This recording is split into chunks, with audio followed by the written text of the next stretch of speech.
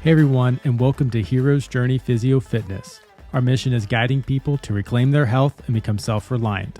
I'm your host, Dr. Cameron Hogue, and joining me is my co-host, Annabelle Rios. We are going live in 3, 2, 1.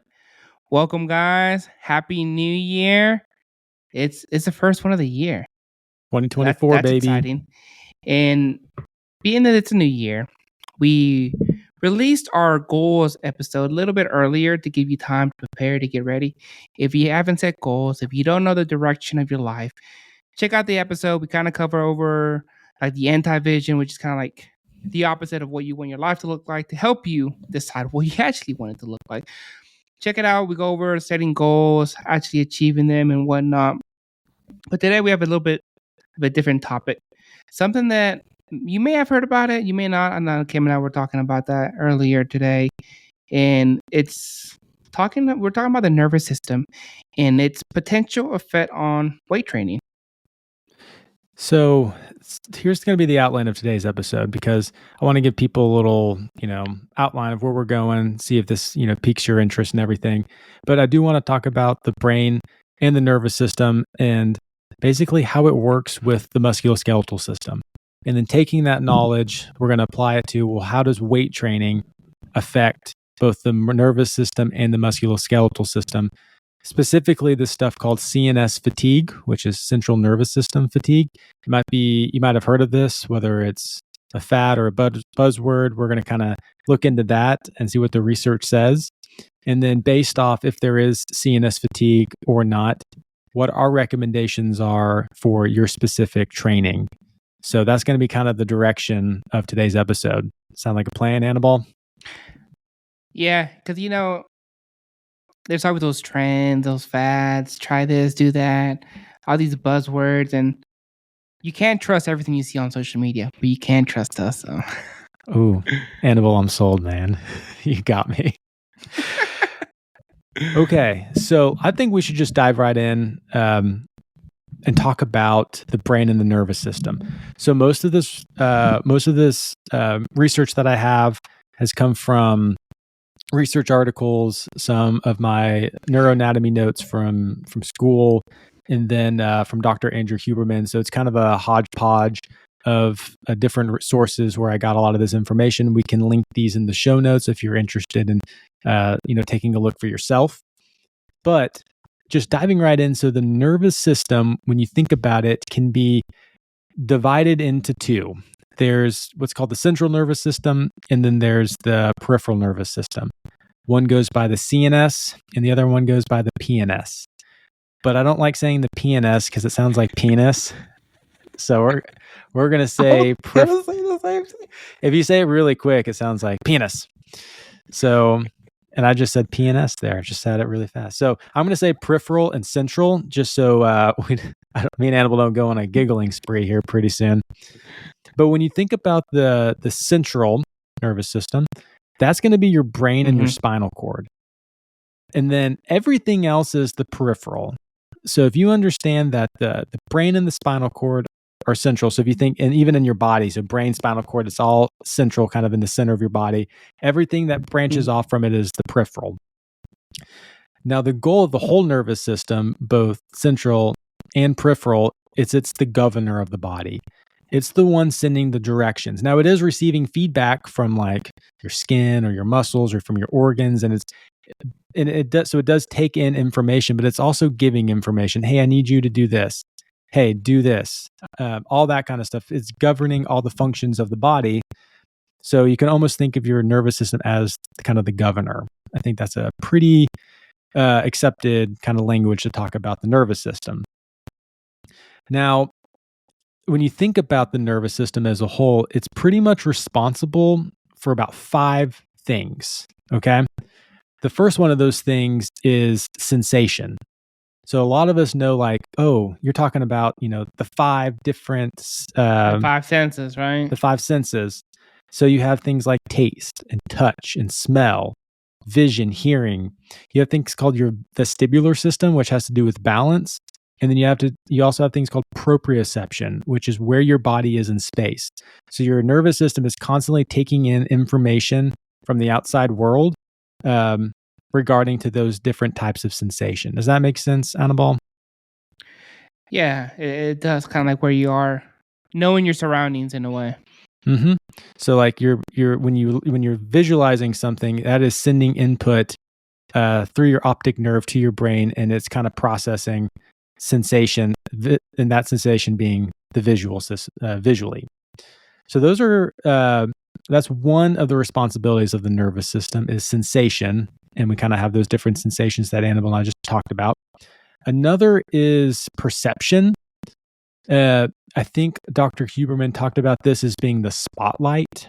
So, like right now, if you're listening to this, this basically means like I want you to think about how your thigh is touching the chair, and then you go, oh, my thigh is touching the chair. I wasn't noticing that, but now Oh that my I kind of gosh! I Yeah, now I I just can't unsee spotlighted it.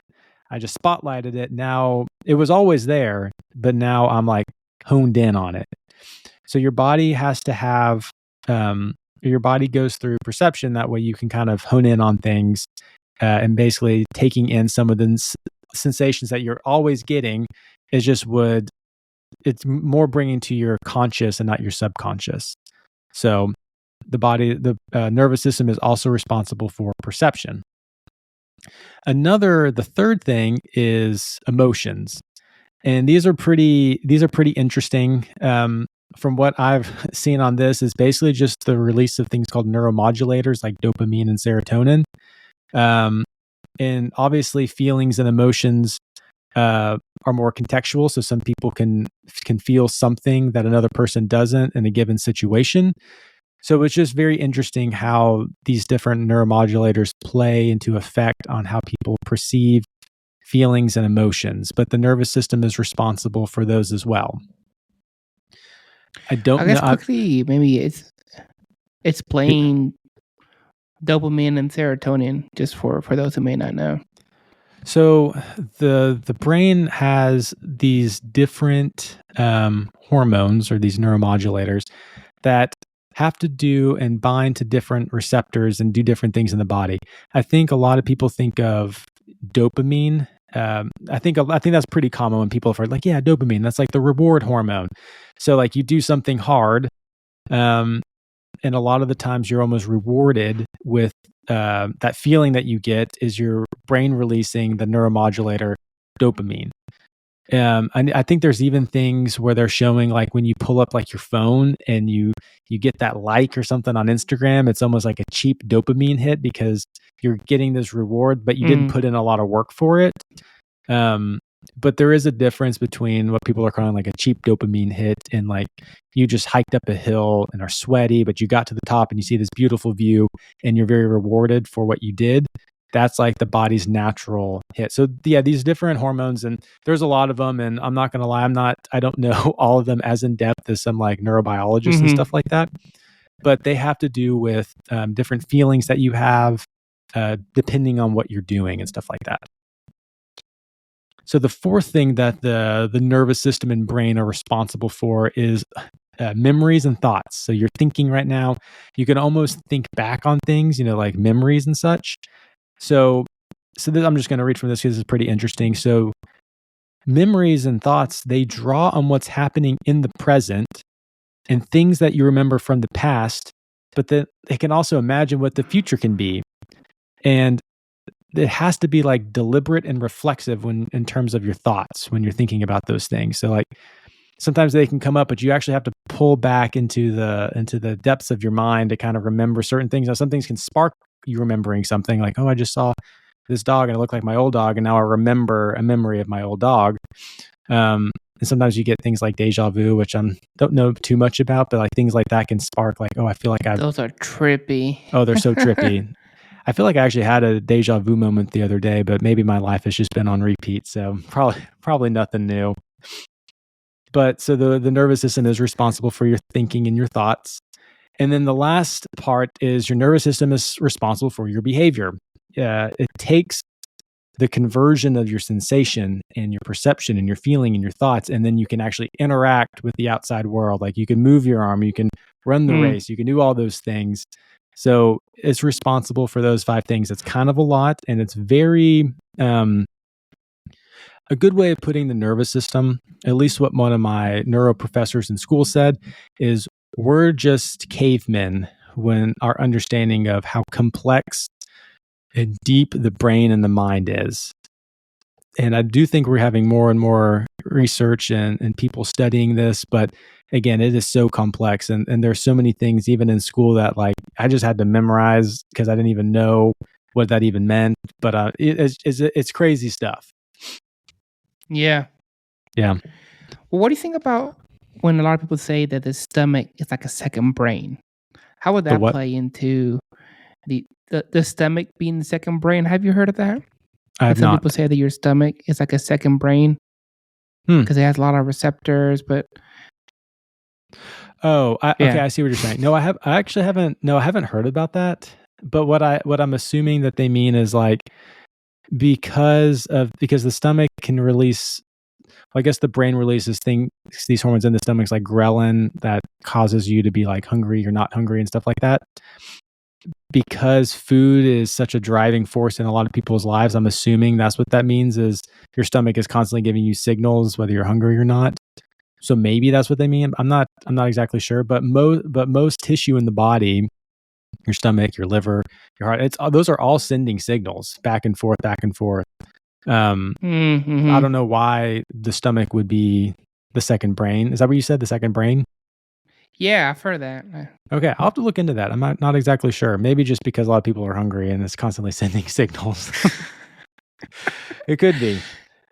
But I think So that gets us down another rabbit trail. But anyways, what's the next one, Doc? Okay, so when we're thinking about all those different things, the spinal cord is almost the what's the right word for this? I almost think of it like the runway. It's where the planes are coming in and taking off. So your spinal cord is sending the motor commands to the rest of your body, but it's also relaying sensory information from your organs, like your stomach, Annabelle, like you just said. So it's like that runway of planes taking off, but the planes are also landing, coming in. So it's receiving and sending not just motor, but also sensory information. So it's this kind of two-way street, so to speak. And then how it does that, so I guess you could say the plane sending the informations is the peripheral nervous system. So that's what is actually like connected to the stomach, actually connected to the muscles, connected to the skin. Like it's the ones that actually, it's the roads maybe, or where the plane lands from another city to then give the information back to the runway, which the command center gets, can process it, and then you go from there. So the peripheral is everything off the spinal cord, and it's actually what gives and takes the information to the relay station to go to the brain and everything. It's like receptors, like you were saying. Yep. And sometimes I mean, you can even Google it, right? Like you've seen those images where it's like a body and it's like the white lines. Yeah, I mean, we'll actually link a picture here. We're going to talk about how the nervous system and the musculoskeletal system affects each other. But I've got a picture that I want to link in the show notes. Quick, people can kind of take a look at and kind of see what we're talking about. But another thing with that peripheral nervous system, the PNS, there's a couple parts of it. There's one called the autonomic nervous system, which is part of the peripheral, and then the somatic nervous system. So the somatic nervous system controls movement and relays information from the ears and eyes and skin back. And the autonomic is more of like, so those things that you can actually like consciously think about. The autonomic is things like your glands and like how your heart beats, things that you can't really control, but that is in control of that. You're not consciously controlling, right? It's just right. It's like happening. Exactly. So anyway, those are kind of the big overview. So I think knowing the nervous system and the brain, we can kind of now talk about these other things. And so when we talk about training, we'll actually know what we're talking about. Does that make sense? Am I not being clear with anything, Annabelle? No, that makes perfect sense. Okay. So now that we know the nervous system and how it kind of takes in information and what it does, how does the nervous system and then the musculoskeletal system, and that's just a fancy word of saying the bones and the muscles, how do those things interact? So, like we said, when the nerves leave the spinal cord, you're getting both motor and sensory, and they go, and this specifically, we're talking, they go to the muscle fibers. Okay, so it leaves the spinal cord, it goes to the muscle fibers, and this is called a motor unit. Okay, so when a specific nerve comes off the spinal cord and it goes to specific muscle fibers, it's going to create a motor unit. And there can be multiple motor units along a muscle. So the bigger the muscle, let's say like the quadriceps, are going to have more motor units than a smaller muscle, like your teres minor and your rotator cuff. And with that, it is not just giving the command, but it's receiving the command back. So there's this overlay. So this is actually where we got, when we're talking about, is the mind muscle connection bro science. And it's like, well, clearly it's not. Now, to what degree can, that mind muscle connection work? But there is this interaction with the sensory of like the memory, like, oh yeah, I remember being contracted this hard, or I remember going through this movement. And then also, if you can contract more muscle, are you then using more motor units from the nervous system? That kind of reasoning behind it. But that's how the muscles and the nerves interact. Now we need to talk about, okay, is this thing called CNS fatigue a real thing? That's kind of where I want to go. Can you really isolate? Yes. So we were kind of talking at the beginning that there is a lot of talk on like, hey, if you do this, you're really going to gas your central nervous system, and you gotta recover, and all that kind of stuff. I want to talk about that. So here's kind of like it. This is most likely what you'll hear. At least this is what I've heard. So if you haven't heard this, I'm sorry. This is just what I've heard, and kind of even to a degree, almost kind of what you, I wouldn't say like flat out learn in school. And maybe it's more of just like a gym bro or gym thought idea. But there's this idea that if you lift heavy weights, you're really going to at least lifting weights. For lifting heavy weights, you're really going to tax and fatigue your central nervous system. And the thought behind that was, the heavier weights you move, the more motor units you're going to have to use to contract these muscles to move the weight.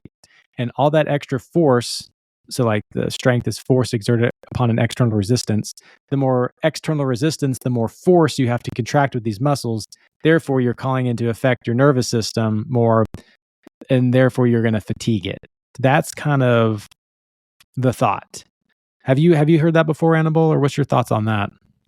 I have heard that where you have to give your body time to recover because you're taxing your nervous system. But yeah, it's mostly always been with heavy weightlifting, and I think that's why some people don't even want to lift heavy. And we're talking compound, squat, deadlift, stuff like that. Mm-hmm. So they don't really, a lot of times that thought is they don't really think about it for hypertrophy things like bicep curls and tricep extensions or cardio like running. It's all heavy compound lifts is usually where that conversation is in. But what's really interesting is there's a study that came out by Taylor and Gandivia in 2008, and it actually found the opposite. It found that submaximal exercise with longer durations, almost like running or biking, caused more fatigue than short, intense episodes. But they did say in context, mechanisms underlying fatigue during high intensity resistance training have been poorly investigated. So there hasn't been much study on it, but they did find that at least the opposite of what the current thought was, like submaximal things don't really fatigue you or fatigue your nervous system, actually was fatiguing. So more research needs to be done on that. But there's at least one study that kind of already poked the bear against this kind of mainstream thought. Yeah. But there's another thought. There's kind of three thoughts on this with some research, and we'll link the articles. And I kind of just want to read from this one. It's a little wordy, but this one is going to get more, it's going to be less talking about central nervous system fatigue, but signs or kind of symptoms of overtraining syndrome is called OTS in this article. So if I say OTS, I'm talking about overtraining syndrome. So I'm just going to read this because I think it's pretty interesting because I'm a nerd. It says, quote, although several theories now exist, the exact mechanisms underlying central fatigue remain unknown. So kind of like what that other article said, we still don't really know. It goes on and says, it appears that the acute fatigue associated with episodes of prolonged exercise, as well as the chronic fatigue associated with OTS, overtraining syndrome, are both mediated by alterations in a number of neuromodulators, things like we talked about earlier, serotonin, dopamine, all that kind of stuff.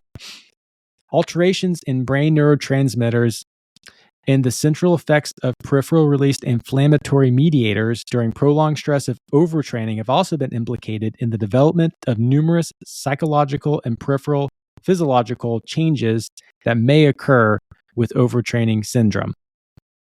And then it kind of goes on to say there's some associations that are comparable between clinical depression and overtraining. And it says it appears that many of the shared clinical manifestations of overtraining syndrome and depression result from similar neurobiochemical changes in the CNS.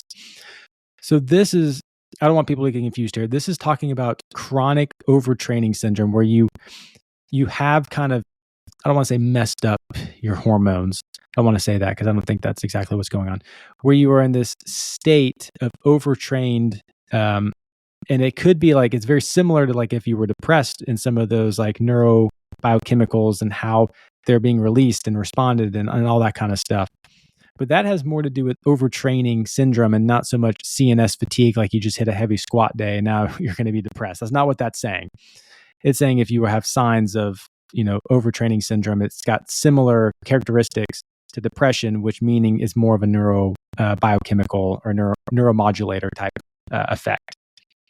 That was a lot, Annabelle. Did I explain that at all fairly well or not too much? So I guess for the listeners to understand, because I think I know we're going to go over a little bit here soon, but most of us think they were overtraining, but we're not.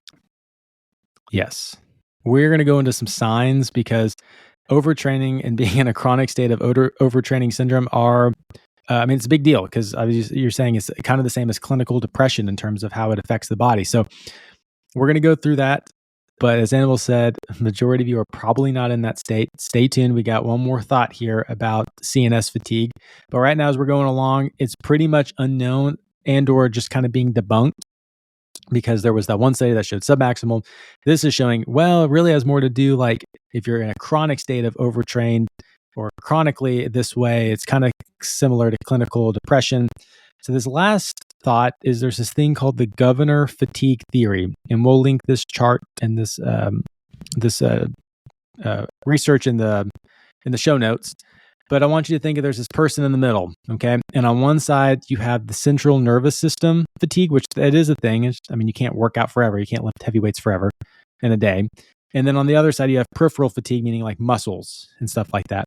So we do know that there is some research showing that if you are exercising and you are heavy squatting or even just lifting weights in general or running, you are starting to deplete and slow down the connectivity of the nervous system, how it goes from the brain to the spinal cord to the muscles, because of the release of all those neuromodulators we talked about, serotonin, dopamine, glutamate, all that kind of stuff. That connectivity starts to slow down, and you'll kind of see that in your training. Like, man, I'm really starting to slow down.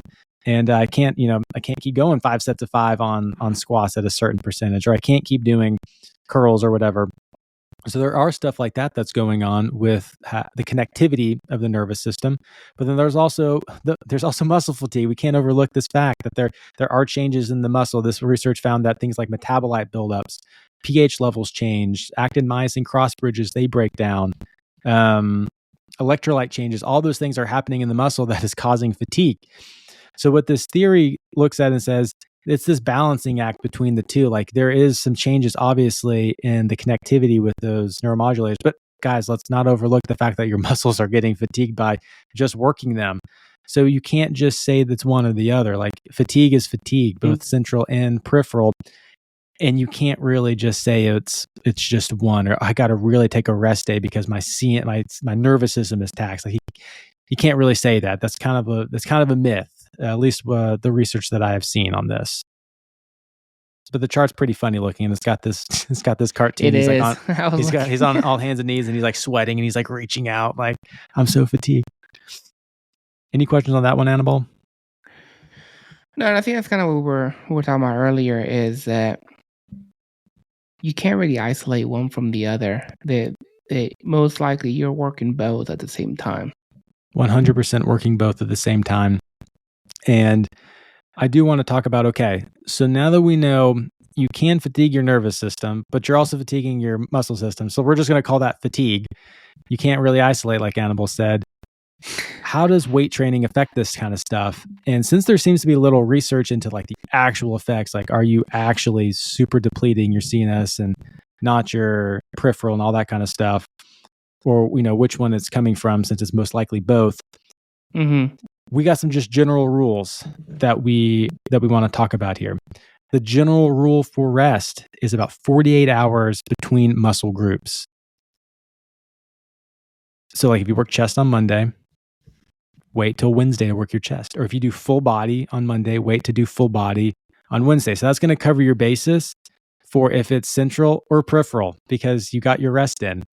So whether you lifted heavy, you'll still be ready by Wednesday because of that 48 hours between. Or if you're doing more of a quote bro split, where you're just hitting more isolation things, you still want to wait, even though you're working that muscle, and your thoughts are like, well, I'm not really working my central nervous system. You still need to wait till Wednesday. You don't blast chest the next day again. So just waiting 48 hours actually just covers your bases on all types of fatigue between muscle groups. So that's one rule that I want everyone just to kind of... Yeah, I think that's a good rule as a whole. I think that most people still kind of follow like a bro split or a bodybuilder split, where they break it up by body parts as a whole, and you need to give your body a rest. If you want your chest to grow, you can't do chest every single day.